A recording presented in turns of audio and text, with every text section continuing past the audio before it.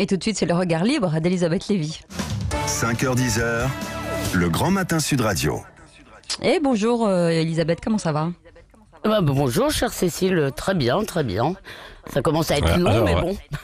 Oui, c'est long. Et Édouard Philippe l'a dit hier soir, Elisabeth, c'est votre regard ce matin.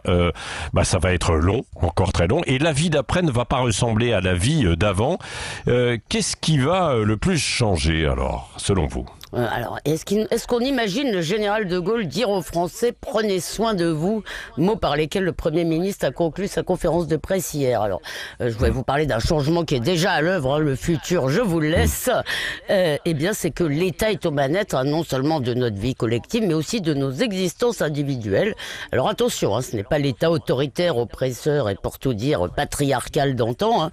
C'est l'État nourricier et consolant, un État maternant qui avait été d'ailleurs baptisé Big Mother en 2002 par le psychanalyste Michel Schneider, un état où la bonté est plus importante que l'autorité, au risque évidemment de nous transformer en enfants gâtés qui estiment que tout leur est dû.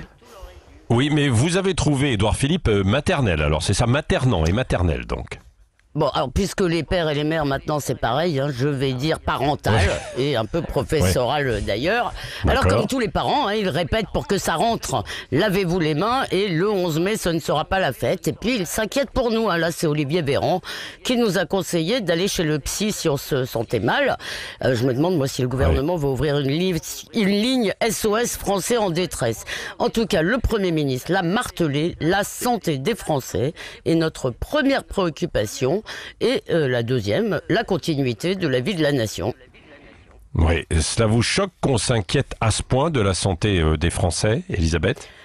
Bon, ça m'étonne en tout cas que ce soit une fin en soi et surtout la priorité absolue. Si De Gaulle avait pensé que la santé prévalait sur la continuité de la nation, il n'aurait sans doute pas lancé l'appel du 18 juin. Alors l'idéal d'un gouvernement qui nous soigne du Caire, comme disait Martine Aubry, il vient dans le fond, c'est celui de société qui rêve de sortir de l'histoire.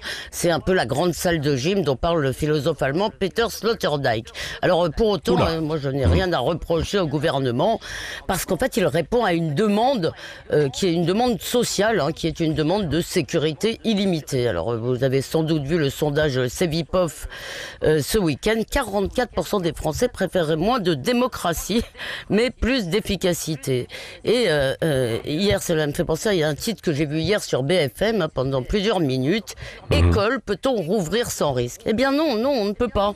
Mais sauf à vivre sous protection, c'est-à-dire sous perfusion, eh bien il faudra bien les ouvrir. Oui, à vous entendre, il faudrait laisser l'épidémie progresser, continuer de se développer, voire tuer des gens alors.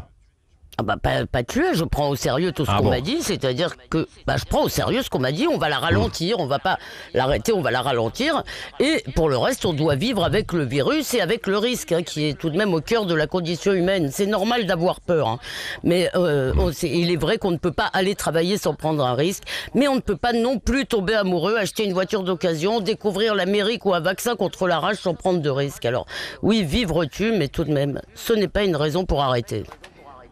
Merci, le regard libre comme chaque matin à 8h15 d'Elisabeth Lévy sur Sud Radio.